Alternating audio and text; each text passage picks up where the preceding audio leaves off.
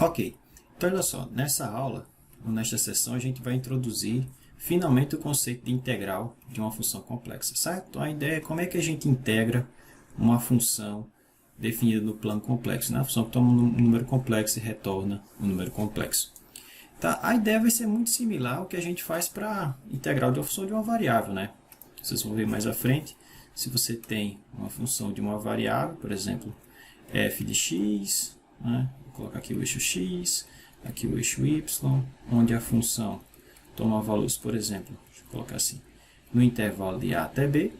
Então, o que a gente define lá no cálculo como a integral de f de x dx, de a até b, esse objeto está bem definido, que é o limite das, vou colocar assim, das somas de rima, né? Mais à frente eu vou relembrar o que é isso, sobre uma certa partição, quando o tamanho da partição tende a zero. O que a gente faz é dividir esse carinha em vários subintervalos, que a gente chama de partição.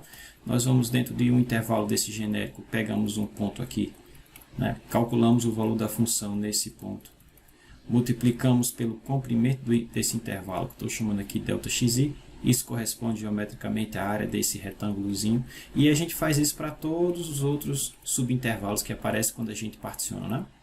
E aí somamos tudo, né, i de 1 até n, e aí tomamos esse limite, que é o limite quando, que a gente chama de norma de partição, relembre que é o comprimento do maior dos subintervalos, máximo dos subintervalos ΔX1, ΔX2, etc., ΔXn, que aparece quando você cria uma partição, não é isso? Do intervalo em questão.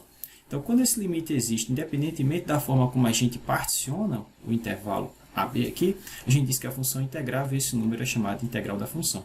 Mas o que eu quero que vocês percebam aqui é o seguinte: quando a gente está calculando uma integral como essa, está bem definido o que eu tenho que fazer. O meu x varia de A até B.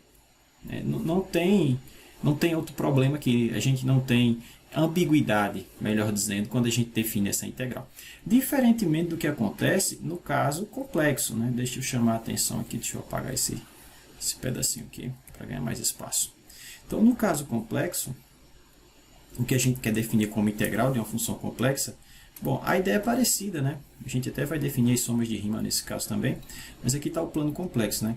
E aí eu quero calcular, eu quero definir a integral da minha função, né? Por analogia, lá eu tinha integral de f de x dx, né? Então eu quero que aqui seja o f de x dx. Eu quero que definir a integral de f de z dz, tá certo? Onde z é uma variável complexa. Então, como é que a gente vai fazer isso? Bom, a ideia seria tomar dois pontos aqui no plano complexo e definir de forma semelhante o que a gente faz no caso real, como é que a gente integra a função desde esse número complexo z1 a z2. O problema aqui, pessoal, é que enquanto no caso real a gente só tem uma forma de sair desse x igual a até x igual a b, que é essa que eu estou mostrando aqui, essa direção, né? No caso complexo existem infinitas maneiras de você sair desse ponto x1 para o ponto x2, né? Eu posso vir através de um segmento de reta, eu posso vir através desse arco, eu posso vir através desse outro. Então a gente tem que precisar o que vai ser esse carinha aqui, tá certo? E a gente vai fazer isso já já. Então, antes disso, eu preciso de algumas definições, tá? Para que a gente possa definir esse objeto que a gente vai chamar de integral de uma função complexa. Então, coloca aqui como observação, a integral de uma função complexa será definida ao longo de curvas, tá certo? E não apenas ao longo do eixo real, como é no caso para uma função real. Tá certo? Então, para tanto, a gente vai precisar de algumas definições. A primeira dela é o que é uma curva, né, parametrizada, ou um arco parametrizado, né, ou um caminho parametrizado no plano complexo. Então, a ideia é o seguinte, ó, deixa eu fazer aqui uma breve representação. Então, está aqui o plano complexo, plano Z, tá? E aí você tem, aqui vou fazer o seguinte, você tem um intervalo aqui da reta, onde os carinhas desse intervalo vou chamar t, e esses carinhas variam desde t igual a até t igual a b. E aí, o que a gente vai chamar de uma curva parametrizada, ou de um caminho parametrizado, tá? Ou de um arco, vai ser o seguinte, é uma aplicação, uma função, que toma um número real e retorna um número complexo aqui, tá certo? Então, essa z de t, à medida que t toma valores no intervalo de a até b, pensa nesse cara como o vetor posição de um objeto aqui no plano complexo, tá certo? Então, à medida que esse cara vai tomando valores lá, ele vai desenhando um arco aqui, tá? Uma curva. Tá? Pode ser uma reta também, tá certo? Mas, de forma geral, a gente vai ter um arco assim. tá? Então, de forma que esse ponto inicial aqui corresponde à imagem desse ponto, ou seja, o Z de A. O ponto terminal aqui corresponde ao Z de B. E para qualquer outro ponto intermediário aqui, esse é o Z de algum T. Tá? É o Z de algum T, por exemplo, esse T aqui, né? Onde T varia no intervalo de A a B. Então, então a gente chama esse conjunto de pontos em vermelho de uma curva, um arco ou um caminho, tá certo? Eu vou utilizar esse C caligráfico aqui para representar a nossa curva. Então, fornecer uma aplicação de R no plano complexo é fornecer duas funções reais, x de t e y de t, vou colocar assim, x mais y de t, contínuas, tá certo? Essas funções estão definidas nesse intervalo e elas são contínuas, tá bom? Então, é isso que a gente vai definir como um arco, ou uma curva, ou um caminho, tá certo? Então, está aqui a definição. Suponha que você tem duas funções reais contínuas no intervalo AB, então, o conjunto de pontos definidos por essa expressão, que a gente já viu que vai desenhar o traço dela, a gente chama, a imagem desse cara a gente chama de traço, né? Ou curva, né? Ou curva C lá em cima, né? Então, a aplicação definida nesse intervalo I, que está lá no conjunto dos números reais no plano complexo, é chamado de um arco ou de uma curva, tá certo? O plano C. Então, como eu falei mais acima, essa curva C nada mais é que o conjunto de pontos desenhados, né?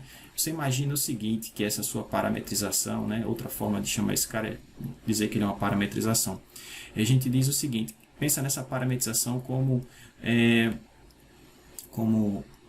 que ela tivesse na ponta dela aqui, né? Você tem um segmento, é o vetor posição, e na ponta do vetor posição você tem uma canetinha.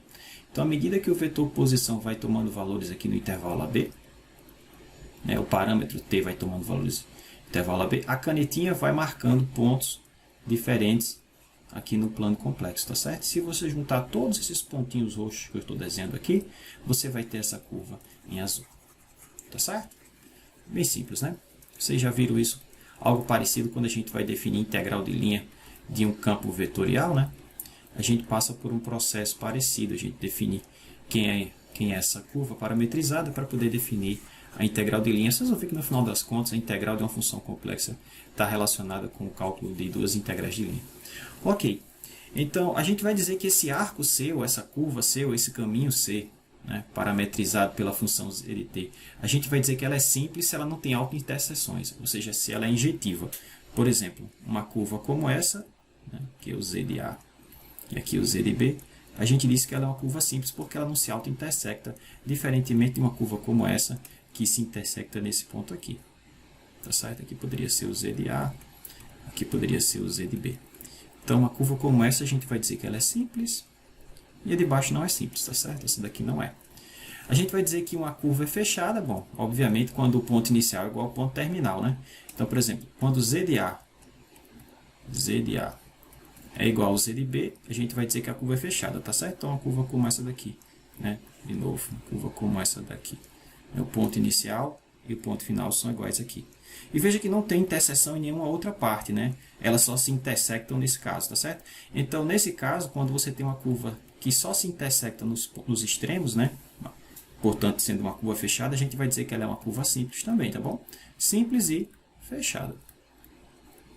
Tranquilo? Diferentemente do símbolo aqui do infinito, né? Que ela é uma curva fechada, mas ela não é simples porque ela não só se intersecta aqui, ela se intersecta aqui também. Tá. Tranquilo? Show de bola. Que é o que está escrito aqui, tá? Então, um arco C com parametrização z de t, ele é dito simples se ela não tem autointerseções, ou seja, a função é injetiva, tá bom? E ela vai ser dita fechada, né, se o ponto inicial é igual ao ponto terminal. Tá? Então, aqui, exemplos de um arco simples, exemplos de um arco simples fechado, e exemplo de um arco que é fechado, mas não é simples. Tranquilo? Ok, até agora só definições simples, né? Então, vamos fazer o seguinte, nesse exemplo 5.1.3, vamos identificar quais são as curvas dadas através dessas parametrizações, tá? Então, eu tenho essa parametrização e tenho essa parametrização, vamos ver o que esses caras representam lá no plano complexo. Tranquilo? Ok. Então, veja que nesse primeiro caso, a minha parametrização ela é definida em partes, né? Para ter nesse intervalo, ela é definida dessa maneira, para ter nesse intervalo, ela é definida dessa outra. Então, vamos avaliar aqui em partes, né? O que acontece com essa função. Então, relembre que fornecer uma parametrização do plano complexo corresponde a fornecer um par de funções reais, né? X de t e y de t, funções contínuas, né? Num certo intervalo. Então, quem é o x de t e quem é o y de t nessa primeira parte aqui? Bom, o x é a parte real, né? O x de t, então o x de t nesse caso é o próprio t, então o x de t é t.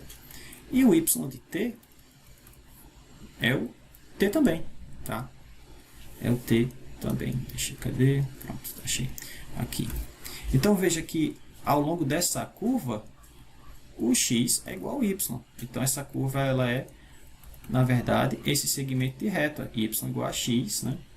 Como t varia no intervalo de 0 a 1, isso quer dizer que, por exemplo, o x também varia no intervalo de 0 a 1. Tá? Então, a gente tem esse segmento de reta aqui. Tá? Daqui a pouco a gente faz uma representação, mas seria o segmento de reta que vai da origem até o ponto 1 em 1. Tá? Quando x é 0, o y é 0. Quando x é 1, o y é 1. Tranquilo? Bom, e de forma análoga a gente analisa a outra parte do intervalo. Né? Quando nessa outra parte, então deixa eu colocar assim, deixa eu separar. Para t de 1 a 2, para 1 menor ou igual a t menor ou igual a 2, o que a gente vai ter? Quem é o x da minha parametrização aqui? É o próprio t. Então, eu tenho x de t é igual a t, não é isso? E quem é o y de t? Bom, o y de t é o coeficiente aqui do i, né? É 1, constante. Está com t variando no intervalo de 1 a 2. Então, perceba o seguinte, que isso aqui nada mais é que a reta y igual a 1, não é? Onde o x varia de 1 a 2. É uma reta vertical, não é isso? Então, novamente, se a gente fosse fazer um esboçozinho, o primeiro trecho lá, a primeira parte do caminho seria essa, né? Onde você sai do 0, 0, que é a origem, até o ponto 1 e 1, né? Esse aqui é o 1 mais i. E a partir desse ponto agora, você vai andar nessa direção aqui, ó. Tá certo? Você vai sair do 1 mais i, quando o x for 1. Quando o x for 1, você está nesse cara. E quando o x for 2, você... Deixa eu ver aqui se tem alguma coisa errada. Perdão, não é vertical, ela é horizontal, né, professor? O x varia de 1 até 2. Não é isso? Pronto, então você vai ter esse trecho aqui. Quando o x for 1, você está no ponto 1 em 1.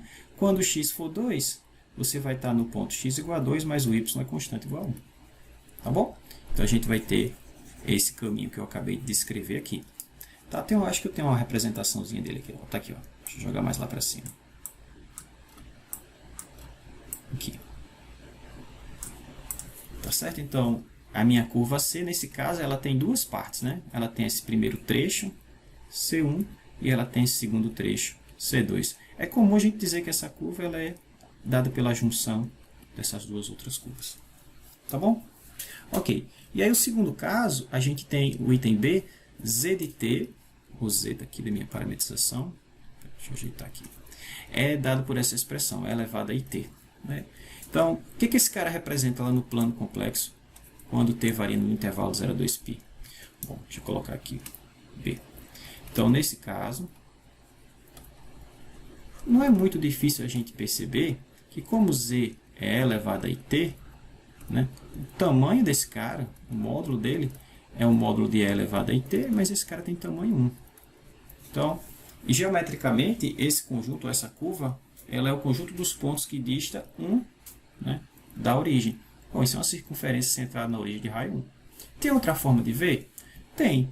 Se você escrever z de t, bom, escreve a forma, aqui está na forma exponencial, escreve na forma polar, né? Então, eu posso escrever isso como cosseno de t mais i seno de t. Então, esse cara é o x da parametrização, né? O x de t, esse carinha aqui é o meu y de t. E aí, então, a gente tem o seguinte, que x de t é cosseno de t. Y de t é seno de t. Ora, se você quadrar essa expressão aqui, obviamente eu tenho que quadrar o outro lado também. Se você quadrar aqui, eu tenho que quadrar aqui.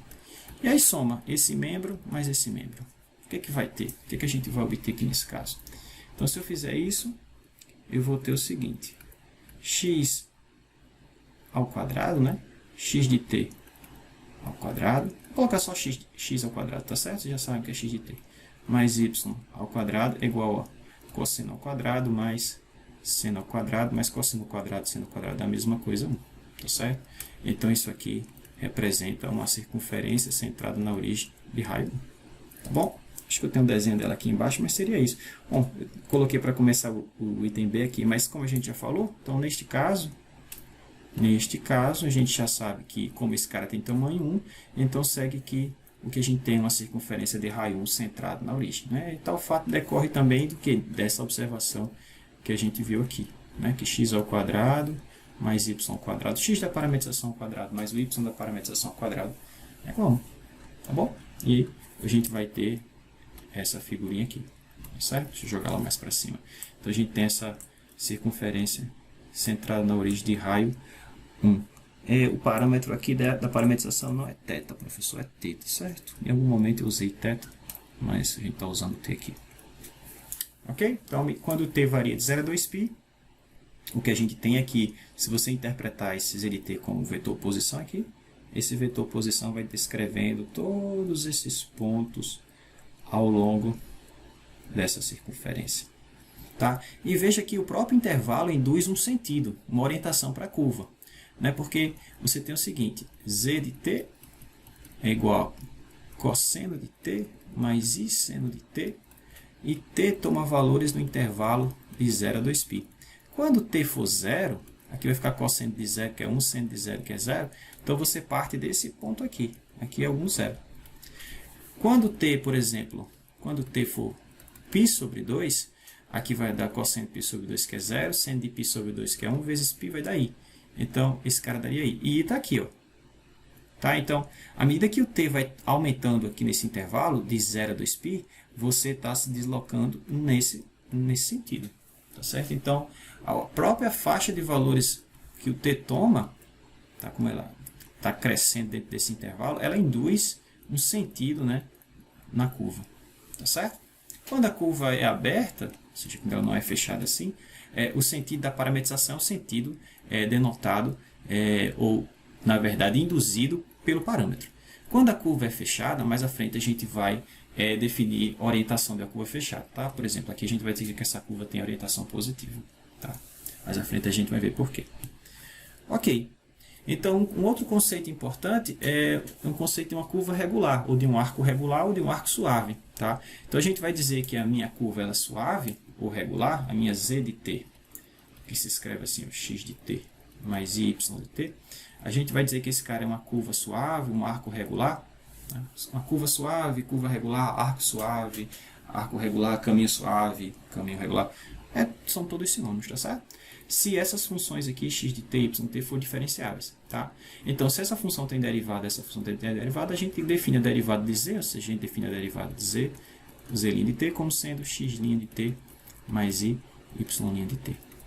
Tá certo? E aí, se acontecer disso aqui, bom, então quando isso acontece, a gente diz que a função é diferenciável. Né? Quando as componentes da parametrização são deriváveis, ou diferenciáveis, a gente diz que a parametrização, ou que a nossa curva é diferenciável. Agora, se acontecer dessa derivada for sempre diferente de zero no intervalo em questão, por exemplo, digamos que z de t é minha parametrização, t toma valores do intervalo fechado de a até b.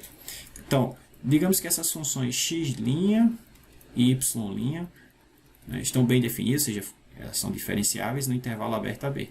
Tá? Então, se isso acontece, a gente define essa derivada nesse intervalo dessa maneira. Tá? E aí, se essa derivada for diferente de zero para todo t no intervalo aberto de a até b, aí a gente vai dizer então que a curva ela é regular. Tá? Regular ou suave. Por que a gente pede isso? Porque quando isso acontece, a curva ela tem um vetor tangente bem definido ao longo dela. Né? Olha só, deixa eu fazer aqui um desenhozinho para chamar a atenção disso. Então, novamente, suponho que eu tenho aqui, deixa eu colocar aqui em preto, pronto. Aqui o plano complexo e está aqui a minha curva. Tá?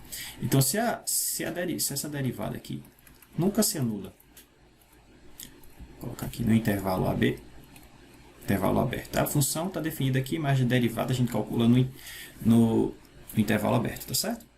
Então, se essa derivada não se anula aqui, em cada ponto aqui da curva, eu posso definir o vetor tangente unitário. Né? Posso definir o que a gente chama de vetor tangente unitário. E esse vetor tangente unitário, ele é definido assim. Ele é essa derivada dividido pelo tamanho dessa derivada. Tá? Então, claro, se esse cara for zero, eu não tenho como definir o vetor tangente. Tá certo? É similar ao que a gente faz quando está estudando curvas lá no plano. Né? Curvas no plano no R2. Né? Quando você está fazendo o cálculo de integrais de linha, a gente precisa definir esses objetos. E aí, em alguma ocasião a gente define o vetor tangente, a gente define o vetor normal. Né? O vetor normal ele é ortogonal ao vetor tangente, forma, portanto, um ângulo de 90 graus e sempre aponta para o centro da curva. Né? Então, no caso, quando essa derivada nunca se anula, ou seja, quando a curva é regular, a gente pode definir o vetor, um campo de vetores, né, sobre a curva, né, e esse campo de vetores é chamado de vetor tangente. Claro, a gente pode definir o vetor normal também, que a gente pode obter através de uma rotação. Se eu pegar esse cara e multiplicar por E elevado, como é que eu rotaciono ele de 90 graus na direção, no sentido contrário? É só multiplicar por I π sobre 2, né? Então, se você pegar isso e multiplicar pelo vetor tangente, você vai ter o vetor normal. E mais à frente, nas aplicações, a gente vai utilizar esses carinhos. Tá? Mas é isso, a ideia é essa. Então a curva ela é regular quando ela é diferenciável, né? E essa derivada não se anula no intervalo em questão. Tá bom? Show de bola. E com isso eu posso definir o vetor tangente, né? Como eu falei lá em cima. Então o vetor tangente é definido dessa maneira. Tá bom? Tranquilo. Ok. E outra coisa interessante é que quando essa derivada não é nula, então, quando essa derivada é diferente de zero, né? Isso quer dizer que o tamanho desse objeto tem que ser diferente de zero, né? Então, como é que eu calculo o tamanho desse cara? Bom, vai ser x' de t ao quadrado mais y' de t ao quadrado. Não é assim? Ou ainda, isso aqui na verdade é dz dt, né? Então, dz dt, a norma desse cara, é igual a raiz quadrada aqui de dx dt ao quadrado mais dy dt ao quadrado. Então, quando isso aqui é diferente de zero, eu posso definir o comprimento dessa curva. Né? Digamos que eu quero calcular o comprimento L dessa curva. Como é que eu faço? Então, a ideia é, como de costume, você tem que tomar valores no intervalo de A até B, de A até B. Aí você faz o seguinte, divide esse cara em vários pedacinhos, né? Particiona o intervalo em questão, calcula o valor da função em cada um desses pedacinhos, você vai ter um conjunto de pontos sobre essa curva. Vocês já devem ter visto isso lá no cálculo das integrais de linha, né? Ela já vai definir o comprimento de uma curva. E aí, você pode aproximar o comprimento dessa curva em azul pelo comprimento desses segmentos poligonais, né? Você aproxima essa curva por comprimentos poligonais dessa forma. E aí a gente disse que essa curva ela tem um comprimento dado, ela é retificável se você consegue melhorar essa aproximação, no sentido de que quando você divide isso aqui em n pedacinhos, você pode definir, lá no caso real, o comprimento dessa linha poligonal como a soma de cada um desses comprimentozinhos. Né? E aí, no final das contas, quando você toma o limite dessa expressão, você vê que o comprimento lá ele é definido como sendo a integral de A até B da norma, bom, se você chamar isso aqui do vetor posição, né? Lá no caso real, né? R de t, é a norma de R' de t dt, não é assim que vocês já viram? Aqui a gente tem algo parecido, tá? Bem parecido mesmo. A gente define o comprimento quando a curva é regular, ou seja, quando essa derivada aqui não se anula, dentro do intervalo. Então a gente pode definir o comprimento da curva da forma similar. Né? Uma maneira rápida e heurística de você chegar na expressão que vai definir esse cara é o seguinte. Pega aqui dois pedacinhos dessa curva. Né? Vamos analisar esse segmento aqui poligonal, né? Como eu tinha falado. Por exemplo, deixa eu pegar aqui, ó, esses dois pedacinhos aqui. Tá? Aqui é o z para um certo t e aqui é o z para um certo t posterior. Tá? Então vamos dar uma olhada, trazer para cada um zoom. Então esse cara é praticamente assim, ó. É bem pequenininho, tá certo, pessoal? Esse zoom que eu dei aqui. Então aquele segmento curvo ele é quase reto, tá certo? Ele aqui é assim, ó. Tá? E aí aqui eu tenho, vou fazer o seguinte. Eu saí do ponto que tinha coordenada x para o ponto que tinha coordenada x mais dx. O y tinha a ordenada y, saiu para o y mais dy, certo? De forma que esse pedacinho aqui vale dx, que é esse comprimentozinho. Essa alturinha vale dy, que é essa alturinha aqui. E o que eu quero é esse comprimento aqui em azul, tá? Que eu vou chamar de valor absoluto de dz. Tá certo? Eu vou usar essa notação. E aí, se se esse zoom que eu dei aqui, se esse segmento, ou se essa distância entre esses caras for bem pequenininha, né? Se esse dx e esse dy forem pequenos, esse aqui é praticamente um triângulo retângulo, né? E aí por Pitágoras a gente sabe que dz, esse comprimento ao quadrado, é igual a soma desses outros dois comprimentos ao quadrado. Tá? E aí se eu dividir todo mundo por dt ao quadrado, né? Aí coloco todo mundo aqui dentro de uma expressão só, né? Então fica assim, dx dt, uma maneira heurística da gente lembrar da expressão, tá certo? Isso pode ser feito de forma mais formal. Então a gente tem que se eu quiser calcular o comprimento completo, basta somar cada um desses comprimentozinhos, né? Essas distanciazinhas que eu coloquei aqui. Aí somar no cálculo é integrar. Então a soma desses carinhas, e claro, você extrai raiz aqui, tá bom? A soma desses carinhas com t de A até B é o que a gente vai definir como o comprimento da curva, tá? Então, uma vez que a curva esteja parametrizada, você calcula isso assim. Como era no caso lá das curvas no plano C2, né? R2, perdão, quando vocês queriam calcular o comprimento da curva, né? Que vocês utilizavam também no cálculo das integrais de linha. Tá bom? Que é o que deve estar por aqui em algum canto. Ó, tá aqui, ó. Tá? Então, basicamente isso aqui é revisão das partes iniciais de integral de linha, né? De um campo vetorial. Tá? Vocês já devem ter visto isso, mas não custa relembrar. Então, o comprimento L de uma curva regular C, com parametrização dessa maneira, é definido assim. Tá? Muito similar ao que vocês faziam no caso real. Tá bom? E a gente denota isso de maneira compacta assim. Tá? Então, é integral sobre a curva C, né? De módulo de dz. Bom, eu estou chamando módulo de dz toda essa expressão aqui, como a gente viu ali em cima. Então, vamos fazer um exemplo? Antes temos mais algumas definições. Então, eu posso, como no caso anterior aqui, ó, a minha curva pode ser dada em partes, né? Como essa curva aqui, ela é dada em partes. Tem esse pedaço, tem esse outro pedaço. Né? E aí eu vou dizer que essa curva ela é suave por partes, suave ou regular por partes. Se cada uma das curvas que a compõem, cada um desses trechos também for, tá certo? Suave ou regular. Bom, então a união de curvas suaves por partes vai ser uma curva suave por parte. Tá? É isso que está nessa definição aqui, ó, ou nesse texto que eu coloquei aqui. Então, se você tem um caminho C, a gente diz que ele vai ser suave por partes se ele for composto pela união de vários caminhos, né? C1, C2 até Cn, onde cada uma dessas curvas são regulares. Tá bom? Então, essa curva como um todo, ela não é, né, se você olhar essa curva como uma curva única, ela não é suave. Por quê? Porque a função aqui não é diferenciável, né? Aqui parece ter uma quina, né? E a gente sabe que as funções não são diferenciáveis em quinas, em bicos, né? Cúspide, essas coisas, né? Mas se você quebrar essa curva em curvas menores, então daqui para cá ela é diferenciável, né? E a derivada não se anula, ou seja, em todo canto eu posso definir vetor tangente. Aqui eu não tenho como definir vetor tangente, mas de A até esse ponto aqui eu tenho. Tá? Nesse ponto não.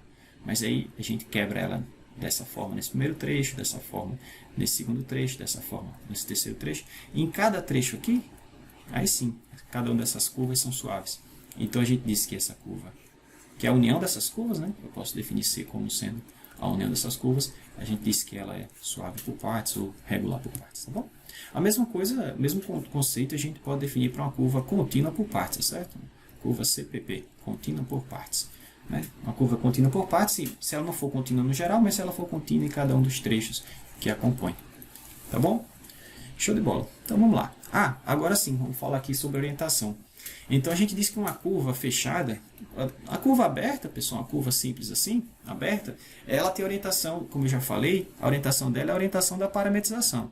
Se aqui for o ponto Z de A, e se esse aqui for o ponto Z de B, a própria parametrização induz uma orientação sobre a curva, né? Que é aquela onde o parâmetro aumenta. Se t está aumentando de A até B dessa forma, então ela induz uma orientação dessa maneira. Mas uma curva fechada, a gente vai dizer que uma curva fechada tem orientação positiva da seguinte maneira. Perceba que se você tem uma curva fechada, ela define duas regiões, né? A parte de dentro e a parte externa, né? Você tem um teorema aqui no estudo das funções complexas, chamado Teorema de Jordan, que diz que toda curva fechada divide toda curva simples fechada divide o plano em duas partes, né? A parte interior e a parte exterior. A gente consegue perceber isso visualmente, mas provar isso É bem trabalhoso, pessoal, tá certo? A gente não vai fazer isso aqui não. Mas a ideia é que toda curva fechada simples define duas partes, né? A parte de dentro e a parte de fora. Então, como é que eu vou dizer que essa curva tem orientação positiva? Então, eu vou dizer que essa curva C tem orientação positiva se acontecer a seguinte coisa. Se ao me deslocar sobre a curva, a região que ela engloba, chamada aqui de, está sempre à esquerda do bonequinho. Como é que está aqui? Ó, tá aqui o braço dele esquerdo, e à medida que ele vai se deslocando nessa direção, a região que ela engloba está sempre à esquerda do bonequinho. Ah, professor, não é melhor dizer que uma curva tem orientação positiva se você está indo no sentido anti-horário, não? Não, tá certo? Porque se você tem duas curvas, por exemplo, essa daqui, né, e uma outra curva dentro dela, essa daqui, dizer que a primeira, a maior, tem orientação positiva, vai ser para a gente isso mesmo, e nesse sentido. Mas para que essa daqui tenha orientação positiva, vocês vão ver mais à frente que eu tenho que ir no sentido contrário. Tá? Tem que ir no sentido contrário. Então, a gente vai definir a orientação dessa forma, tá certo? Então, a região que essas duas curvas englobam é essa daqui, ó, né? Então, para uma pessoa andando sobre a fronteira dessa curva, olhar para essa curva maior C1 e dizer que ela tem orientação positiva, ela tem que ir dessa forma. Porque assim, o seu braço esquerdo sempre aponta para dentro, né? Da região que ela engloba. Agora, se o bonequinho está aqui em cima da curva menor, para que isso aconteça, você tem que inverter o sentido. Tá? Porque a região que ela engloba agora não está mais aqui dentro. A região que ela engloba está aqui fora. Então, para que isso aconteça, eu tenho que vir nessa direção. Tá bom? Então, vamos usar essa identificação. A curva tem orientação positiva. Se ao se deslocar sobre a fronteira da curva, a região que ela engloba está sempre à sua esquerda. Tá certo? Sempre à sua esquerda. Então, é isso que a gente vai utilizar como definição de orientação. Ok. E como é que a gente vai agora definir a integral de linha, né? Ou, na verdade, a integral do meu campo vetorial, né? Já até adiantei que vai ser um tipo de integral de linha, mas vai ser mesmo. Então, assim como no caso das integrais de linha para um campo vetorial no plano, a gente vai definir a integral de f ao longo de uma curva ou de um arco C como soma das contribuições de f ao longo de C. Tá certo? Por exemplo, quando vocês forem introduzidos ao conceito de integral do campo vetorial, você tem um campo, por exemplo, um campo vetorial no R2F, tem componentes P de x e y e Q de x, y. Por exemplo, digamos que esse cara aqui seja o campo de forças, né? Você tem um campo de forças numa certa região no plano. Como é que eu calculo, por exemplo, o trabalho para trazer uma partícula dessa posição aqui, R de A, dessa posição inicial, R de A, até o ponto terminal, R de B? Ao longo, claro, se eu estou realizando o trabalho, tenho que realizar o trabalho ao longo de algum caminho, né? Então, ao longo desse caminho C. Tá? Então, lá vocês viram que o trabalho, né, é definido como sendo a integral de f escalar dr, né, que no final das contas, se você parametrizar esse cara, vai ser a integral de f de r de t, né, vezes r' de t, dt, né, com t indo de a até b. Aqui vai ser a mesma coisa, pessoal, bem semelhante. A gente vai somar contribuições da função ao longo da curva, tá bom? Então, a ideia é muito parecida com o que a gente faz, por exemplo, a integral de uma função de uma variável, né? Então, como é que eu falei lá na abertura da aula? Eu falei o seguinte: se você tem uma função de uma variável, uma função real, que de A, a função toma valores, por exemplo, nesse intervalo de A até B, e você tem a sua função f de x aqui. Então, como é que a gente define esse objeto? Integral de f de x com x de A até B. Então, o que a gente faz? A gente particiona, né, o intervalo AB. Particionar corresponde a fornecer conjunto de pontos, por exemplo. Aqui eu vou chamar esse cara de x0, esse primeiro ponto aqui x1, esse último ponto aqui de xn. Em algum ponto aqui eu vou ter o xk menos 1, em algum ponto aqui eu vou ter o xk. E aí o que a gente faz? Bom, para o caso de uma função de uma variável, geometricamente a gente associa esse cara como a área abaixo do gráfico dessa função. Assim? Então, por exemplo, você vem aqui no intervalo xk menos 1 xk, escolhe um ponto arbitrário, por exemplo, esse ponto aqui, tk. Tá? TK é um ponto entre o intervalo xk menos 1, xk. E aí você calcula o valor da função nesse ponto. Quando você calcular o valor da função nesse ponto, você vai ter essa alturinha aqui, né? Ok? E aí, se você multiplicar essa altura, deixa eu botar outra cor aqui. Se você multiplicar essa altura pelo comprimento dessa base aqui, e o comprimento dessa base é delta xk, que é xk menos 1, então, se você multiplicar isso aqui por essa alturinha, você vai ter a área desse retângulozinho, que é uma aproximação para a área abaixo do gráfico dessa função nessa faixa, né? E aí, como é que ficaria, então, essa áreazinha? F de tk vezes o comprimento, que é delta xk. Só que aí você vai fazer isso para todos os subintervalos que aparecem aqui, né? Não vai fazer só para esse verde que eu marquei. E quando você fizer isso e somar, todos vão ter essa carinha, tá? Então, você vai fazer isso de 1 até n. que vão aparecer n subintervalos. Você vai ter n mais um ponto e n subintervalos. Tá? E aí, bom, a gente chama essa soma aqui, que é uma aproximação para a área abaixo do gráfico da função, a gente chama isso de soma de rima, lembra? Tá? E aí a gente define a integral, ou seja, esse objeto aqui, como limite das somas de rima, ou seja, o limite dessa soma, quando o comprimento do maior subintervalo que faz parte da partição tende a zero. Porque se o maior vai a zero, todos os outros acompanham. Então a gente define esse comprimento dessa maneira. A norma da partição é o comprimento, é o máximo, né, o maior dos comprimentos ΔX1, ΔX2, ΔXN, que aparece quando você particiona isso. Então, quando você toma esse limite aqui, se esse limite existir, tá? Se esse limite existir, independentemente da forma como você particionou, tá? Independentemente da forma como você escolhe esses pontos TK, esses pontos amostrais aí, tá certo? Ou pontilhamentos, como a gente chama lá no cálculo. Então, se esse limite existir sobre essas condições, a gente diz que a função é integrável. Tá bom? E aqui no caso como é que eu faço então para definir a integral? Quero definir esse objeto aqui.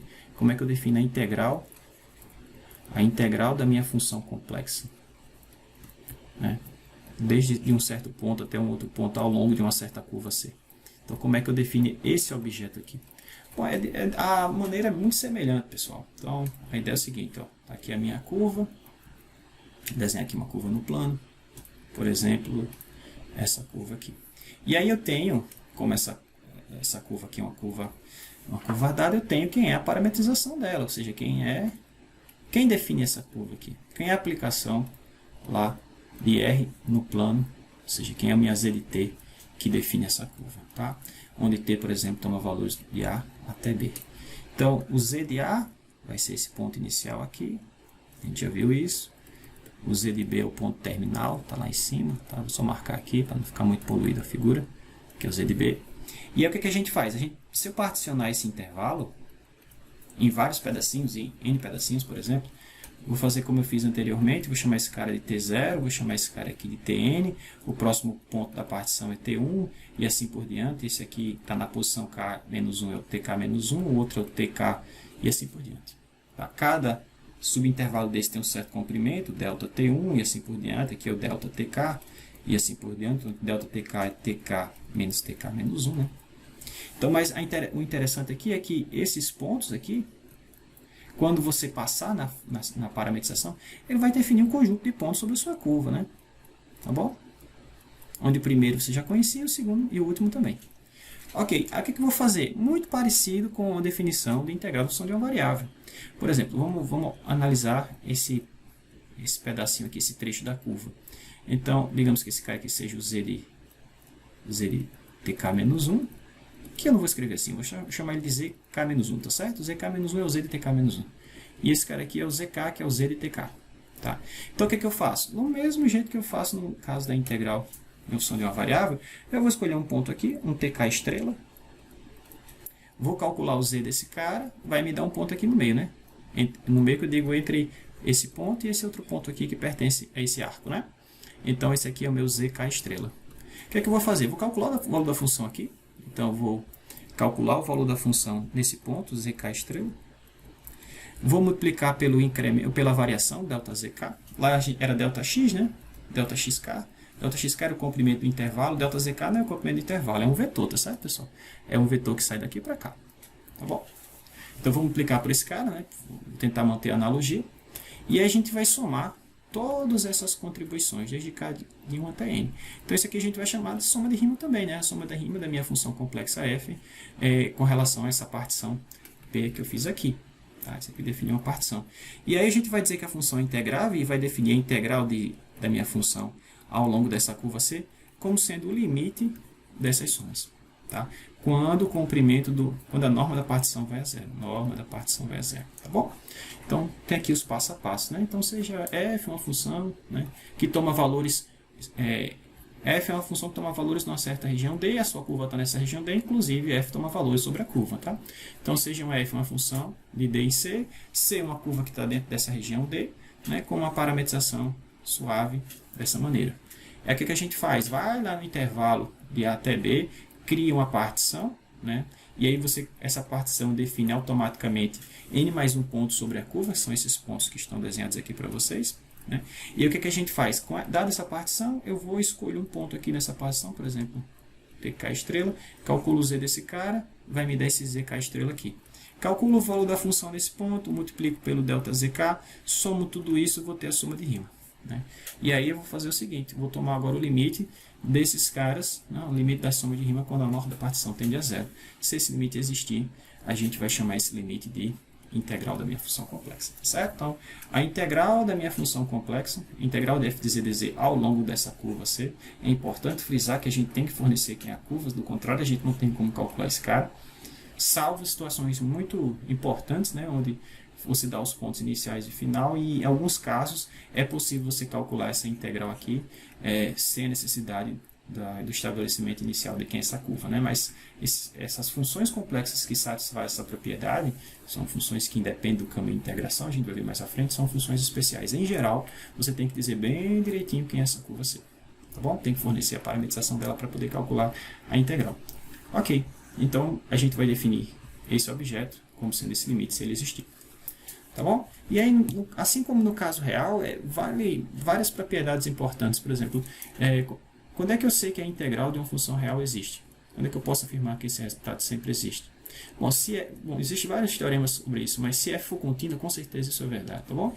Então, quando f de x é uma função contínua, essa integral sempre existe, você sempre tem como calculá-la. Então, daqui para frente a gente vai assumir o mesmo no caso complexo, tá certo? E é possível demonstrar que se a sua função f de z for contínua ou contínua por partes, tá certo? Contínua por partes já vale também. Então, essa integral vai sempre existir, tá? Então, se a sua função for contínua ou contínua por partes, o limite acima, que define a integral, sempre vai existir. Que é o que a gente vai assumir daqui para frente. E aí a gente tem uma notação específica quando a curva é fechada, tá certo? Quando a curva em questão é fechada, assim como no caso das integrais de linhas, a gente vai utilizar essa notação. Tá bom? Ó, professor, mas tudo bem. E aí, quais são os passos que eu utilizo para calcular a integral de rima, ou a integral da função complexa? Eu vou fazer isso pela definição? Não, pessoal, faz como vocês faziam para a integral de linha, né? Então, eu quero calcular a integral da minha função complexa ao longo da curva C. Então, eu forneço a curva C, ela tem parametrização Z de T, né? Com o T variando de A até B, está aqui a minha curva. Então, o que eu vou fazer? Bom, você vai pegar a sua função, vai compor ela com a parametrização, ou seja, a Z de T é fornecida, tá? Vai multiplicar por z' de t, tá? Z' de t dt e integrar isso de A até B. No final da aula a gente vai ver por que a gente faz isso dessa forma, tá? Mas no final das contas é dividir aqui por dt, multiplicar aqui por dt, isso aqui vai dar z' de t, escreve esse z como a z de t também, ou seja, faz a composta da função que você quer integrar com a parametrização dada e integra no intervalo definido pela parametrização. É só isso, tá? E aqui, claro, a gente vai usar os fatos de que assim como no caso das integrais de função de uma variável, ou no caso das integrais de linha de campo vetorial, valem as propriedades, né, que a gente esperaria. Por exemplo, se você tem duas funções integráveis, nesse caso, se forem contínuas, elas são integráveis, e alfa é um número complexo, então a integral de uma constante vezes a função, eu posso puxar a constante para fora e multiplicar pelo resultado, né, por esse número complexo, que é a integral da função. A integral da soma é igual à soma das integrais, ou seja, a operação de integração é uma operação linear, né?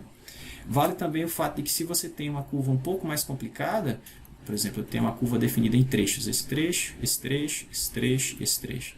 C1, C2, C3, C4, C5, por exemplo. Então, se eu quiser calcular a integral ao longo dessa curva completa, eu calculo a integral sobre essa curva, sobre essa, sobre essa, sobre essa, sobre essa, e somo tudo. Tá certo? Aqui está enunciado para duas, mas vale para quantas curvas você tiver, né? Um número finito de curvas. Tá? Então, a integral ao longo dessa curva C, onde C é escrito como a união desses dois trechos, vale como sendo a integral no primeiro trecho, mais a integral no segundo trecho. E por fim, a gente tem uma propriedade análoga a das integrais de linha, ou se você quiser pensar assim, análoga no caso de uma função real, que é o seguinte: quando você integra uma função de A até B, você tem esse valor aqui, sei lá, vou chamar esse número de I. Então, você integra assim, né? Integral de A até B, df de x dx. Quando você integra nesse sentido, de A até B, você tem esse certo número I. Se você inverte, se você faz a integral de B até A, ou seja, voltando, o que você vai ter vai ser menos isso. Né? Então, inverteu a ordem, os limites de integração, a integral troca de sinal. Aqui vale a mesma coisa. Se você inverter a ordem, na verdade, inverter a orientação da curva, eu estava integrando desse ponto a esse, nessa direção. a minha integral deu i. Se você agora vem no sentido contrário, então nesse sentido eu vou chamar de c. No sentido contrário é c, eu vou chamar de menos c. Tá? Então, se você integrar no sentido contrário, a integral troca de sinal. Tá certo? A integral de linha, ou a integral da função complexa, assim como a integral de linha do campo vetorial, é sensível à mudança de orientação da curva. Tá bom? Que é o que está escrito aqui. Ó. A integral ao longo do caminho menos c é igual a menos a integral ao longo do caminho c. Tá certo? Onde por menos c, eu só estou dizendo o caminho reverso. Se c vai nessa direção, menos c está no sentido contrário. Então, esse menos aqui é só, faz parte da notação, tá bom? Tranquilo, então vamos ver alguns exemplos. Então, vamos calcular essa integral aqui. Tá? Calcula a integral dz sobre z, onde c é um círculo unitário centrado na origem. Tá? Então, vamos usar aquele espaço. Primeira coisa, obter uma parametrização para a curva. A gente já sabe como parametrizar um círculo centrado na origem de raio 1. Tá? É z de t igual a elevado a it com t nesse intervalo. Então, o próximo passo é parametrizar a minha função. A função do problema, z de t, é 1 sobre z, certo? Então, agora eu vou escrever f de z de t. Então, isso é 1 sobre z de t, mas o meu z de t é esse carinha. É elevado a it. Eu posso jogar para cima como é elevado a menos it. Né? As propriedades das funções exponenciais complexas, a gente já viu isso. Agora, bom, para calcular a integral, para calcular essa integral, eu preciso montar isso aqui, né? Vezes z' de t dt. Depois que para montar essa expressão, a gente vai precisar disso aqui, né? Da f de z, da f composta com z. Já temos aqui. E agora eu vou precisar do z' de t para multiplicar pelo dt e integrar de a até b. Tá certo? Onde a, nesse caso, é 0 e o b é 2π. Tá bom? Então vamos lá, vamos ver como é que vai ficar. Só apagar aqui para ganhar espaço. Pois bem, então vamos ficar com o seguinte. Então, z' de t. Então, se eu derivar, vai ser d dt de e elevado a it. Vai cair o i, né? Vai ficar i vezes e elevado a it. Tá bom? Só isso. Agora, juntar tudo. Então, a integral da minha função 1 sobre z, coloca assim, dz sobre z ao longo dessa curva, ela é igual à integral de 0 a 2π. Esse cara aqui, o f de z de t vezes z' de t dt, que é o que eu vou colocar aqui dentro, como é que vai ficar escrito? Bom, vai ficar e elevado a menos it, né? Tá aqui, vezes z' de t, que é esse cara, vezes i vezes e elevado a menos it. Né? É esse cara que eu vou ter que colocar aqui. Mas percebam que se eu multiplicar esse carinha, perdão, esse aqui tem mais, né? E elevado a i, ter esse carinha aqui, ó. Pronto. Se eu multiplicar esse carinha por esse aqui, eu vou ter 1. Então vai sobrar só o i. Então no final vai ficar a integral de i dt. O i é uma constante, pode ir para fora. Integral de dt é t, de 0 a 2π. 2π. Então, moral da história. Essa integral, que vocês vão ver que é uma das integrais mais importantes para a gente, vocês vão ver mais à frente, ela vale 2π. Tranquilo? Show de bola. Vamos ver se a gente tem mais exemplos aqui para fazer. Tem sim. Então vamos calcular a integral de linha, ou na verdade, quero chamar de integral de linha porque no final das contas vai ser, mas na verdade vamos calcular a integral dessa função complexa aqui, tá? Então calcula a integral onde c é a curva dada aqui na figura aqui abaixo, tá bom? Então, já deu para perceber que essa curva aqui ela é dada em partes. Então, vou fazer esse problema em partes. Primeiro, eu vou calcular a integral ao longo desse primeiro trecho, depois ao longo desse segundo trecho. E aí, perceba que essa curva C1, eu posso parametrizar da seguinte forma. Como eu estou saindo do ponto 1, 0, 0, da origem para o ponto 1 em 1, são segmentos de reta y igual a x, né? Eu posso parametrizar da seguinte forma. X igual a t, como a gente já viu mais acima, e y igual a t. Tá? Então, eu posso ficar com essa parametrização assim, ó, z de t é igual a t mais it com t no intervalo de 0 a 1. Né? T igual a 0 eu estou na origem, que é x igual a 0 e y igual a 0. T igual a 1 eu estou no ponto 1 em 1, né? Que é x igual a 1 mais i, né? mais i. Então, 1 mais i. Ok? Show. Aí eu vou precisar do z' de t, né? Como de costume. Então, se eu derivar esse cara vai ser 1 mais i. Tá bom? Então, vamos lá. Então, ao longo desse caminho C1, já vimos que eu posso escrever a minha z de t como sendo t mais it, onde t toma valores no intervalo de 0 a 1. Já vimos também que o z' de t está aqui em cima, ó, se escreve como 1 mais i. Agora eu preciso escrever a minha f de z de t, z' de t, multiplicar por dt e integrar. Ora, mas a minha função, é x ao quadrado, aqui, ó, x ao quadrado mais y ao quadrado. Mas ao longo dessa minha curva, deixa eu até colocar ela aqui mais em cima, para a gente pegar como referência, a minha função f de z é x ao quadrado mais y ao quadrado. Deixa eu só conferir para isso. Então, ao longo da minha curva, o x eu substituo pelo x da parametrização, que é t. O y eu substituo pelo y da parametrização, que também é t. Então, vai ficar t ao quadrado mais i vezes t ao quadrado. Ou t ao quadrado, que multiplica 1 mais i, tá? Então, 1 mais i vezes t ao quadrado. E ia ter que multiplicar pelo z'. O z' é 1 mais i. Tá certo? Ou isso vai ficar 1 mais i ao quadrado vezes t ao quadrado. Só que 1 mais i ao quadrado é igual a 2i.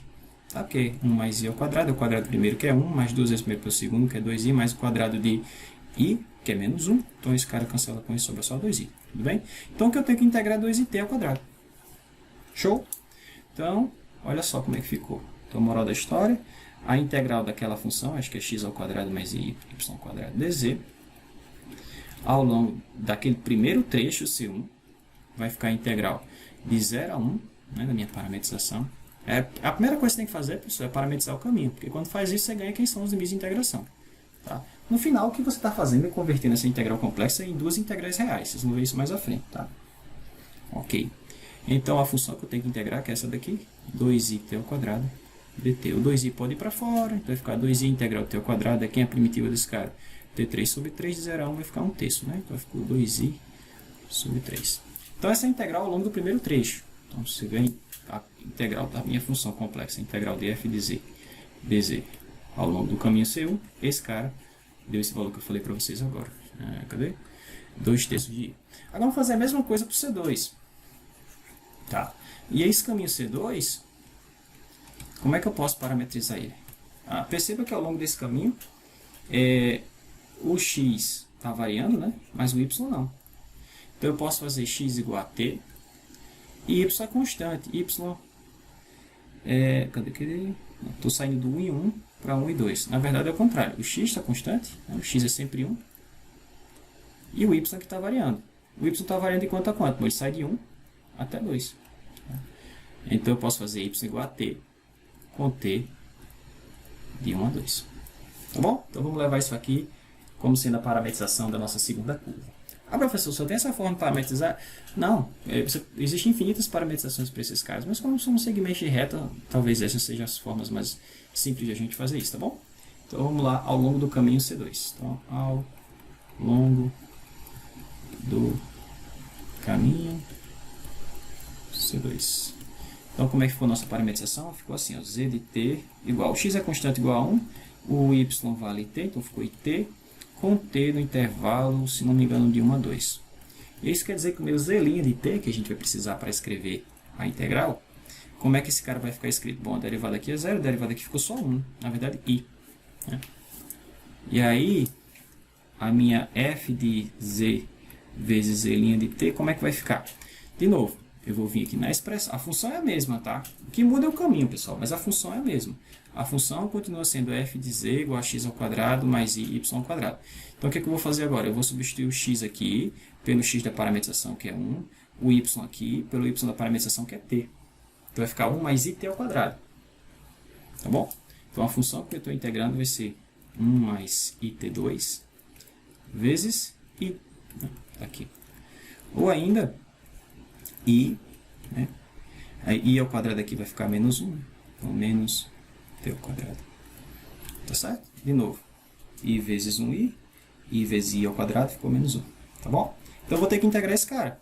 Tá? Então, moral da história é a integral ao longo do caminho C2 de f de z dz vai ser a integral de 1 até 2, 1 a 2 desse cara.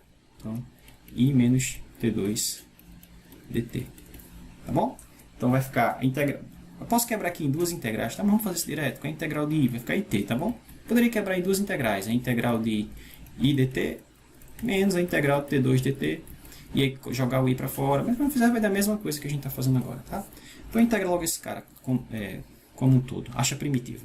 Então, vai ficar it menos t3 sobre 3. Você vai avaliar isso de 1 até 2. Tá? Então, quando t for 2... Vamos olhar esse cara aqui, tá? Quando t for 2 vai dar 2, quando t for 1 vai dar 1, 2 menos 1, então ficou só i. Menos, agora vamos lá para outro termo. Quando t for 2 vai ficar 2 ao cubo, 8 terços. Menos quando t for 1 vai ficar 1, né? 1 terço.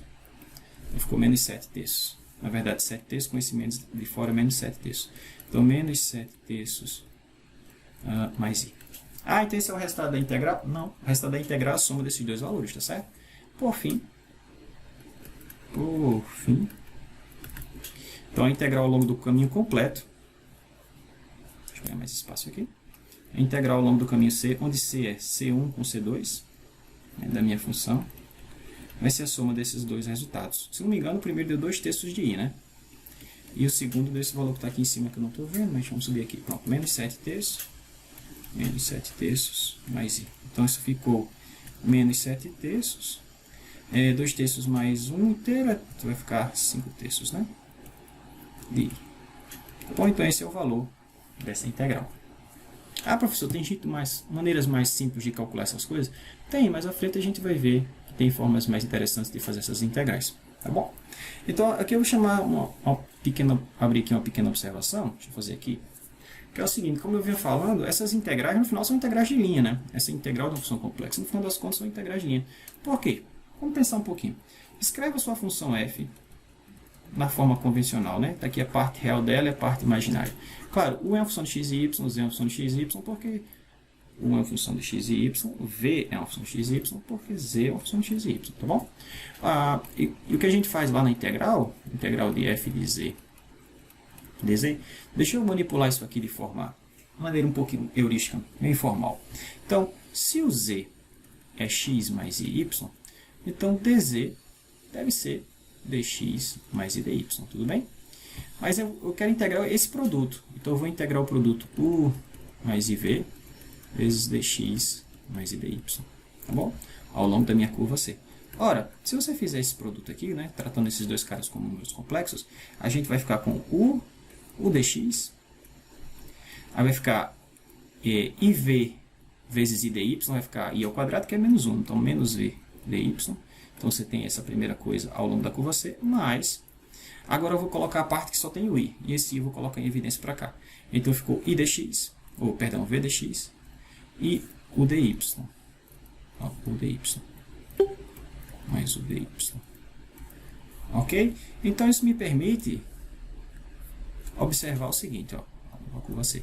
Então eu tenho duas integrais de linha, né? Porque eu posso escrever esse cara assim, isso aqui é integral ao longo da curva C, u de x, y dx, menos v de x, y dy, isso aqui é a parte real, né, da minha integral, mais i, que multiplica a integral ao longo da curva C, de v de x, y dx, mais u de x, y dy. Então eu posso pensar isso aqui como, posso pensar na integral da minha função complexa, como sendo a integral de linha de duas funções reais. Aqui, ó, minha função p de x, y.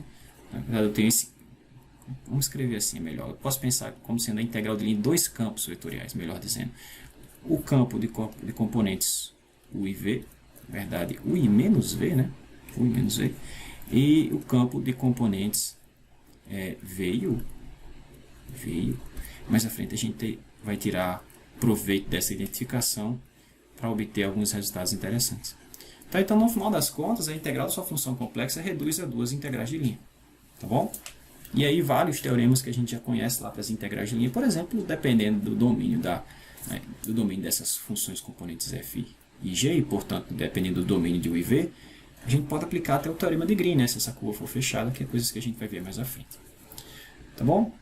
Ok, é isso que está sendo chamado a atenção aqui. E se você, do jeito que está essa expressão aqui, parametrizar esse cara, escrever dt aqui, dt aqui, dt aqui, né? Parametrizar esses carinhas. Portanto, por exemplo, sei lá, num certo intervalo de a até b, esse cara aqui no final das contas vai ser uma função só de t, porque x vai ser uma função de t, y também. Tá? Então, se você fizer isso, pessoal, você pode mostrar que o que está escrito aqui é o produto de u de t mais iv de t, né? Não é difícil perceber isso, com x' de t mais y' de t. Assim? Ora, isso aqui é minha f composta com a parametrização, vezes isso aqui é z' de t dt. Então, no final das contas, para calcular minha integral de linha, eu tenho que fazer isso, a integral de a até b desse carinha, que foi o que eu defini lá em cima e disse que depois vocês iam ver por quê. É por isso, tá bom? Você pode escrever dessa forma, parametrizando, no final das contas, dá o que a gente já vinha fazendo até então. Tá bom? Show de bola. Mais um exemplo aqui. Aqui é só chamar a atenção, né, que no caso aquelas integrais, integral de função complexa, né, a parte real pode ser vista como sendo a integral desse campo vetorial e a parte imaginária como sendo a integral desse campo vetorial também. Tá bom? Agora, como eu já chamei a atenção em alguns momentos, quando a gente vai calcular a integral, principalmente quando eu tenho uma função multivalorada, né, ou uma função multivalente, como a gente definiu anteriormente, eu tenho que ter cuidado para explicitar qual é o ramo que eu estou integrando. E esse tipo de problema a gente vai abordar agora. Porque, por exemplo, digamos que eu queira calcular a integral dessa função, né, novamente, ao longo de um círculo unitário centrado na origem, né, ao longo de módulo de z igual a 1, que a gente sabe que pode parametrizar assim, z de t igual a e elevado a it. Então, digamos que eu quero calcular essa integral ao longo dessa curva. Bom, aí eu tenho que ter o cuidado de dizer qual ramo que eu estou usando para integrar esse cara. Porque a gente sabe que isso aqui não é uma função univalente, não é uma função na definição formal de função, né? Ou seja, esse cara não toma um valor e retorna um valor, ele toma um valor e retorna infinitos valores, né? A gente já viu como trabalhar com esse tipo de carinha. Então, para calcular a integral desse cara, ou até sua derivada, né? Faltou o dz aqui, né? Por falar nisso. Dz. Então, para calcular a integral ou a derivada desse cara, eu tenho que dizer em que ramo eu estou fazendo isso. Tá? Então, por isso que nesse exemplo ele diz o seguinte: utilizo o ramo principal dessa potência complexa aqui, z elevado a menos 1 mais i, para calcular essa integral. Tá? E a gente vai ver se eu posso fazer isso no ramo principal. Tá? Se não puder, a gente tem que modificar o ramo. Tá? Onde c é o círculo unitário centrado na origem. Tá? Então, a primeira coisa, a gente já sabe como parametrizar o círculo centrado na origem. Então, z de t a gente escreve como e elevado a it. Né? Isso aqui a gente já sabe. Com t de 0 a 2π. Tá bom? Ok. E aí, como é que a gente define... Eu deixei aqui para relembrar. Como é que a gente define z elevado a uma potência complexa? Então, z elevado a alfa, onde alfa é um número complexo. Como é que a gente definiu isso? A gente definiu assim, ó, como sendo e elevado a alfa vezes o logaritmo de z. Algum logaritmo de z. Né? Então, esse cara é uma função multivalente porque a função log é multivalente. Mas como ele está pedindo para a gente utilizar o ramo principal, e o ramo principal do log é isso que está desenhado aqui para a gente, né? É o plano complexo menos, né, você retira daqui o intervalo menos finito até o zero. Né? A gente tira o eixo negativo, o eixo real negativo aqui. Tá? Então, sobre esse ramo aqui, a função log ela é integral, ela é analítica, então diferenciável, tá certo? Ela é uma função contínua, se é contínua eu tenho como integrar, que a gente sabe que as funções contínuas são integráveis. Tá bom? Então, primeira coisa é, isso aqui, é escrever isso aqui, né? A definição da função, ele está mandando a gente utilizar o argumento principal, o ramo principal, então vamos utilizar isso aqui. Agora a gente tem que ver o seguinte, será que essa função aqui, na região que me interessa, porque eu quero calcular esse integral ao longo do quê? Ao longo do arco centrado na origem de raio 1, na verdade, essa circunferência centrada no raio 1. Então, parece que a gente tem um problema, né? Porque em algum momento eu vou ter que cruzar aqui o eixo imaginário, né? E quando eu fizer isso, a função deixa de ser contínua, então a gente não tem como garantir se essa integral existe ou não. Mas vamos fazer o seguinte, vamos primeiro montar o integrando, e aí se o integrando, mesmo com essa situação aqui, se o integrando for uma função contínua, ou contínua por partes, né, então a integral existe. Tá certo? Então vamos ver o que acontece. Então, a gente já viu que a parametrização z de t, nesse caso, se escreve como? É elevado a it mesmo, né? Com t no intervalo de 0 a 2π.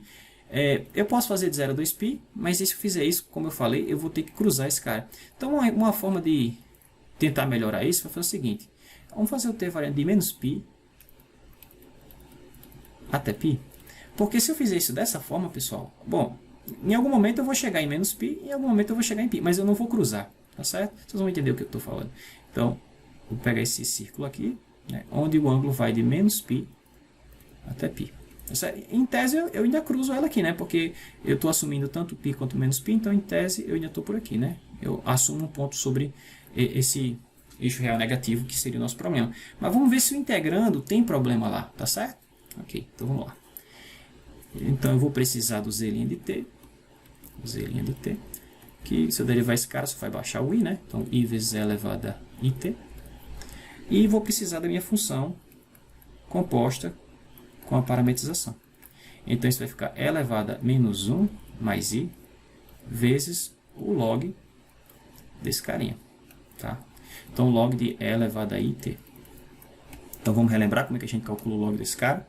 Então o log principal de e elevado a it vai ser o log do módulo desse cara, mas esse cara tem módulo 1, então vai ficar log real aqui de 1, mais i vezes o argumento dele, que é o t. Tá? Então, no caso, seria o argumento principal. Mas como o t para a gente está no intervalo de menos π a π, né? Olha só, tá? Eu escolhi parametrizar dessa forma. De propósito. Por quê? Porque agora, como eu estou no intervalo, estou no argumento principal, então esse aqui eu posso dizer que é o log principal mesmo, né? Tá certo? Porque se eu pego um t em outra faixa, eu não tenho como dizer que isso aqui, eu não posso chamar isso aqui de valor principal do log, né? Tá bom? Mas como o t está nessa faixa, aí sim. Tá? Tranquilo? Como esse log aqui é 0, então isso aqui no final das contas é i vezes t. Então vamos montar agora, vamos armar a integral e verificar se essa integral faz sentido existir ou não. Então a integral de z elevado a menos 1 mais i dz ao longo dessa curva C vai ficar a integral da... Como é que ficou a minha função? Bom, a função vai ficar elevada a menos 1 mais i, que a gente já tinha aqui, olha só, vezes o log de t. Log de e elevado a it, que deu it. Então eu tenho um it aqui em cima, tá certo? Então deixa eu só arrumar esse carinha. Então vai ficar menos i, e elevado a menos 1, na verdade menos i mesmo. E i ao quadrado vai dar menos 1, então ficou menos t. Então vai ser isso aqui que eu vou jogar lá no integrando, tá certo? Menos i é elevado a menos i vezes menos i menos t vezes o z'. O z' está aqui, ó. O z' está aqui em cima, professor. Aqui, ó. Então vezes esse carinha. I vezes e elevado a it. Então i vezes e elevado a it com t de menos π até π. Ô professor, mas será que isso aqui é contínuo, ou pelo menos contínuo por partes nesse intervalo? Vamos ver. Se sim, vai dar para calcular a integral. Se não, vamos escolher outro ramo, tá bom? Então, veja que aqui eu tenho e elevado a it, e aqui eu tenho e elevado a menos it, né? Esses caras se cancelam. Né? Sobrou apenas e elevado a menos i aqui, né? É isso? Então ficou i vezes e elevado a menos i. Tranquilo? dt. Bom, integrando não tem problema, né? Nesse intervalo. Tranquilo? Então agora é só calcular a integral. Tá? Isso aqui tudo é uma constante. Pode ir para fora da integral. Vamos ver se não está faltando nada aqui. Deixa eu olhar aqui em cima. Ah, tem um t aqui, né? Vai ficar menos it aqui. Menos it. E aqui menos t. Tá bom? Ok. Então, o menos it daqui, ó. Deixa eu arrumar aqui, porque senão ia faltar coisa. Menos it e menos t. É esse cara aqui que vai cancelar com esse. Tá? E aí sobrou e elevado a menos t aqui. Não menos i, é elevado a menos t. Pronto, agora sim. Show. Então o i pode ir para fora. Então a integral de e elevado a menos t dá menos e elevado a menos t. Então ficou menos i vezes e elevado a menos t. E a gente vai olhar isso de menos π até π. Tá bom?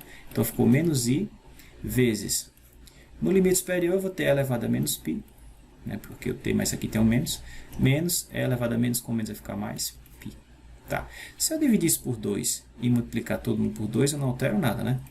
Se eu jogar esse menos para dentro, eu vou ter e elevado a π menos e elevado a menos π. Não precisa fazer isso, tá, pessoal? Estou só para reescrever esse cara. E eu tenho um i aqui que sobrou. Tá? Mas como é que a gente chama isso aqui? Bom, tem um 2, né? 2i. A gente chama isso aqui de seno hiperbólico de π. Tá? Então, moral da história. Assim, essa integral.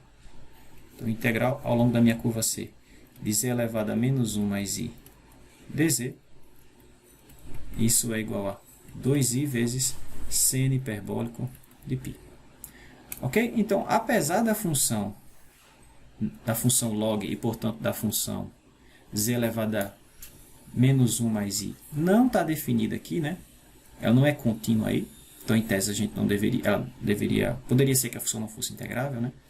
Mas quando a gente monta o integrando, a gente mostra que o que sobra aqui para a gente integrar não tem problema. Tá certo? Não tem problema. Ah, professor, mas se a função tivesse problema aqui ou aqui? Não teria problema também, desde que esses limites existissem à medida que eu me aproximo desses pontos. Tá certo? Tranquilo. Ok, então para terminar, deixa eu falar dessa desigualdade que a gente vai precisar mais à frente, chamada desigualdade ML. Que ele diz o seguinte: suponha que você tem uma função f, função complexa, né, que toma valores inclusive, né, entre outras coisas, ao longo dessa curva C. Então, se essa função f for limitada sobre essa curva, ou seja, se em módulo ela for sempre menor que um certo número m, e se L for o comprimento dessa curva, então o valor absoluto, ou módulo dessa integral ao longo dessa curva C, no máximo é igual a esse número, que é o maior valor que a função pode ter, vezes o comprimento da curva. Tá certo? Então, a gente chama isso de desigualdade ML, mas é só por isso mesmo, porque a gente chama esse limitante superior da função de m e o comprimento da curva L. Então, esse teorema é chamado dessa forma, tá certo? Desigualdade ML. Então, ele diz o seguinte: suponha que você tem uma função f que é contínua ao longo de uma curva suave C, né? E suponha que a função seja limitada para todos em C, tá certo? Para todos os pontos sobre a curva. Então, se L é o comprimento da curva, então isso aqui se verifica. Tá? Então, como é que a gente usa esse tipo de propriedade para estimar, por exemplo, o valor da integral? E a gente vai precisar fazer isso mais à frente, tá bom? A ideia é o seguinte, olha só, vamos fazer com um exemplo aqui, para terminar a aula de hoje. Então, vamos estimar o valor dessa integral. Não é para calcular, depois a gente vê como é que a gente pode calcular isso de uma maneira até mais simples. Mas vamos estimar qual é o valor, o máximo que essa integral poderia ter. Então, vamos utilizar o teorema, né? Que diz o seguinte, que o valor absoluto, ou o módulo desse cara, se essa função for limitada, isso aqui é menor ou igual que esse limitante vezes o comprimento da curva. Mas a curva que ele está dizendo é o seguinte, é um círculo centrado na origem de raio 4, né? E o comprimento do círculo, ou da circunferência, é 2π vezes o raio é 4, é 8π. Então o L eu sei que é 8π. Agora eu tenho que saber, eu tenho que tentar achar uma cota superior para a minha função, tá? Para a função que eu estou integrando. Então, eu quero saber o seguinte, será que E elevado a z sobre z mais 1, será que essa função é limitada quando z toma valores no círculo? Né? Será que eu posso fazer isso aqui menor que um certo alguém? Então, para isso, vamos fazer o seguinte, primeiro vamos analisar o denominador. Né? Eu quero que isso aqui seja menor ou igual que alguém, tá? Então, vou fazer o seguinte, vamos olhar para o denominador. O denominador é z mais 1. Eu sei que z mais 1 é maior ou igual que módulo de z mais 1, né? Que é módulo de 1. Mas como esse cara vai... Bom, aí está aqui, ó. Quando eu jogar esse cara, perdão, menor ou igual. Quando eu jogar o inverso desse cara, que é o que aparece aqui, 1 sobre ele, 1 sobre z mais 1, se eu pegar isso aqui, eu não vou ter uma desigualdade assim, eu vou ter assim, né? E isso me ajuda, né? Isso é maior ou igual que 1 sobre z mais 1. Mas eu quero a desigualdade nesse sentido, né? Com essa orientação. Então eu vou usar uma desigualdade que a gente já conhece, que é o seguinte, módulo de z mais w é menor ou igual que o módulo de z mais w? É, mas é maior ou igual que o módulo de z menos o módulo de w. Eu acho que eu chamo isso aqui de desigualdade circular. Né? Dá uma olhadinha lá nas primeiras aulas, tá certo? Sobre introdução a variáveis complexas. Ok, então eu vou usar essa propriedade para o denominador aqui, tá? Que é o que está escrito aqui. Tá? Então, olha só. Então, o módulo de z mais 1, por sua vez, é sempre maior ou igual que o módulo de z, menos o módulo de 1, que é 1. E aí o que eu sei é o seguinte, que sobre a circunferência de raio 4, esse cara sempre é 4. Então, isso aqui vai ficar igual a módulo de 4, que é 4, menos 1, é igual a 3. Tá certo? Então, esse cara é sempre menor ou igual a 3. Se eu tomar o inverso disso, ou seja, 1 sobre z mais 1, eu tenho que inverter a desigualdade, né? Aqui está maior ou igual, então vai ser menor ou igual que 1/3. Tá certo? E aí, se eu multiplicar em cima, bom, por enquanto a gente tem isso. Mas o que eu tenho lá na minha função é E elevado a z sobre isso, sobre módulo de z mais 1. E é o valor absoluto do produto é igual ao valor do produto do valor absoluto e, portanto, do quociente também. Então, isso fica E elevado a z sobre z mais 1. Mas eu sei que isso aqui de baixo eu posso substituir por esse cara. Né? Então, isso aqui é menor ou igual que módulo de E elevado a z sobre 3. Né? Mas a gente sabe que o valor absoluto de e elevado a z é igual a e elevado a x, né? Porque você sabe que e elevado a z, ela tem duas partes, né? Tem a parte a parte imaginária, mas você pode escrever como e elevado a x cosseno de y mais i seno de y. E esse cara tem módulo 1. Portanto, o módulo desse cara é igual ao módulo da exponencial, ao tamanho da exponencial, né? Como ele é positivo, eu posso tirar do valor absoluto aqui. Ok? Então, isso dividido por 3. Que mais? Como é que eu posso estimar esse x aqui? Bom, como eu estou sobre uma circunferência de raio 4, o maior valor que eu posso ter para x é 4. Então, o maior valor que eu posso ter para esse cara é e elevado a 4. Tá certo? Então, esse aqui é sempre menor que e elevado a 4 sobre 3. Pronto. Agora, só aplicar a desigualdade, porque esse cara aqui é contínuo, tá certo? Logo, eu posso estimar o valor dessa integral é e elevado a z sobre z mais 1 dz. Então, o valor disso aqui, em módulo, né? O valor absoluto dessa integral. Isso é sempre menor que m, mas o meu m aqui, ó, é esse carinha.